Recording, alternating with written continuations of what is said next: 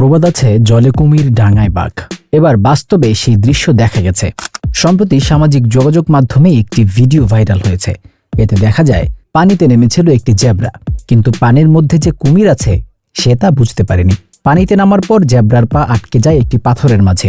এরপর অনেক ধস্তাধস্তি করে জোরে লাফ দিয়ে রক্ষা পায় সে। ততক্ষণে কুমির তাকে ধরতেও পারেনি। প্রাণ বাঁচিয়ে কোনো রকম পানি থেকে উপরে ওঠে জেব্রাটি।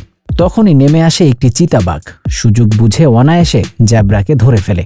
তখন ওই জেব্রার পাশে তার বাচ্চা ছিল, কিন্তু যখন বাঘ আসে তখন বাচ্চাটি প্রাণ বাঁচাতে মাকে রেখে পালিয়ে যায়। বাঘের কাছে মা জেব্রাটি অসহায় আত্মসমর্পণ করতে বাধ্য হয়। তখন পানি থেকে উঠে আসে কুমির। বাঘ ও কুমির মিলে জেব্রাটিকে খেতে শুরু করে। জেব্রা হলো অশ্ব পরিবারের আফ্রিকান অযুগ খড়যুক্ত চতুষ্পদ প্রাণী।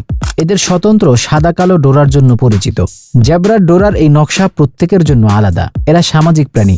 এরা ছোট দল থেকে শুরু করে বড় পাল তৈরি করে ঘুরে বেড়ায়। ডোরার পাশাপাশি এদের ঘাড়ে কেশর সদৃশ খাড়া চুল আছে।